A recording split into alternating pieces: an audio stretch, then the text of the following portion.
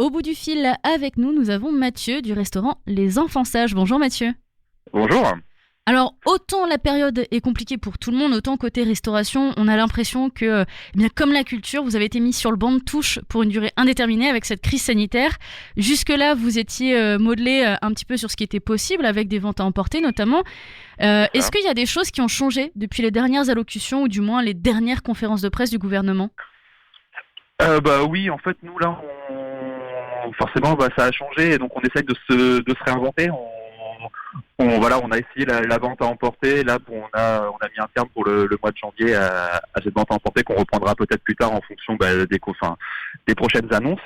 Mais là, dans l'idée, c'est qu'on a décidé de créer ce samedi, le samedi 23, un marché vraiment solidaire en fait, qui convie tous les restaurateurs pour que les restaurateurs puissent aussi faire parler d'eux, et puis les producteurs locaux qui sont directement concernés par la crise parce qu'ils peuvent plus ravitailler nos cuisines.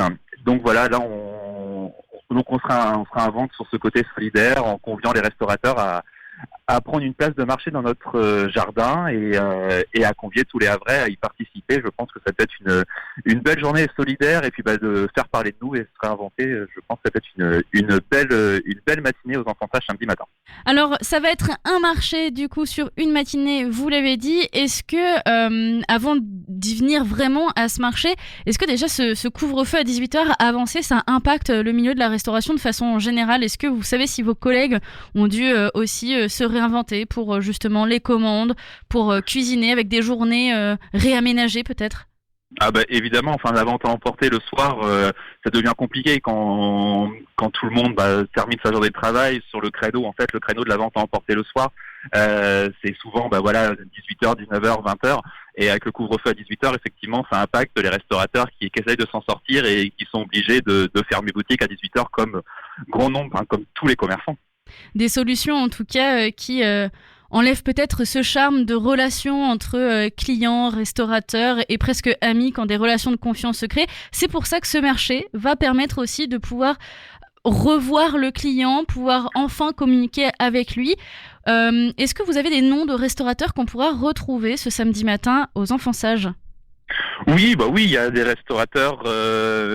Alors on a le Sgorbiot, on a un restaurant libanais, le Sgorbiot, on a le restaurant chez André qui sera présent, on a notre voisin producteur d'huîtres, le Petit Cancale qui sera présent parmi nous. Après je vais pas tous les numéros, parce qu'on est une vingtaine, on a 22 exposants, et avec les producteurs locaux et tous les restaurateurs, et voilà, donc avec beaucoup de, que des Havrais, et donc je pense que ça va être sympa pour aussi la population havraise de retrouver des têtes connues qu'ils n'ont pas vues depuis longtemps, je pense. De la nourriture avec restaurateurs, producteurs, mais aussi peut-être quelques créateurs havrais dans ce marché ? Oui, tout à fait, on a des créateurs, on a notamment une jeune entreprise qui a 4 ou 5 ans, qui est Cut Cut Factory, qui est dirigée par Antoine Loison et Antoine le Chevalier, qui viennent vendre des produits, des étagères le LH, plein de produits dérivés sur le Havre, qui est super chouette. Et en plus, ils ont fait une collaboration avec un artiste local, et ils vont aussi montrer leur création au Havre. Et je pense que ça peut être chouette. Après, on a aussi quelques bars aussi qui nous soutiennent, et donc on a par exemple le Haut Brother qui seront présents pour revendre des bières bouteilles et puis du vin chaud à l'entrée. Voilà, donc je pense que ça peut être, c'est vraiment assez hétéroclite, et je pense que ça peut faire un beau clivage ce samedi. Un petit vin chaud pour les parents avec toujours modération, mais aussi des activités pour les enfants puisqu'il y aura de l'animation pour ces derniers. Tout à fait. Alors il y a une animation pour ces derniers, et alors c'est ma collègue Hélène qui était en contact avec cette personne pour les animations, qui saura plus vous renseigner que moi, mais du coup je garde la surprise pour samedi, mais effectivement il y aura des animations pour les enfants.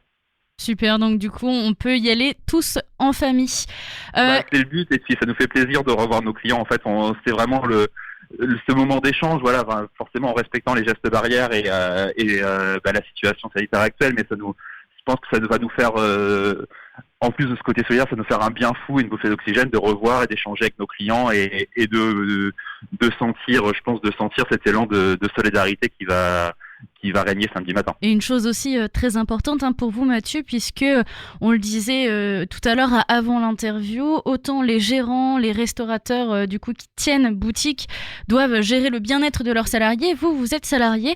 Ce marché, ça va être aussi une façon de sortir de cette période creuse, d'avoir une bouffée d'air frais et de revenir au contact du client.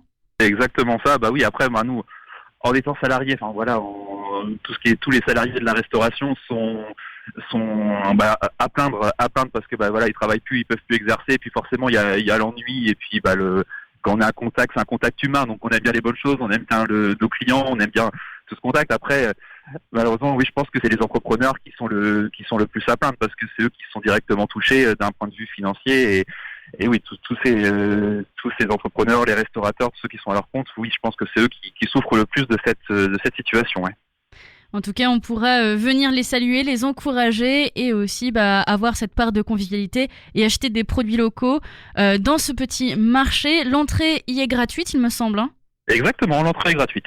Tout à fait. Pour tout ce qu'on voudrait acheter, on pourra utiliser chaque moyen de paiement, ou ce sera, soit en liquide, soit en carte? Ça, c'est vraiment par rapport je pense que tous les moyens de paiement seront acceptés.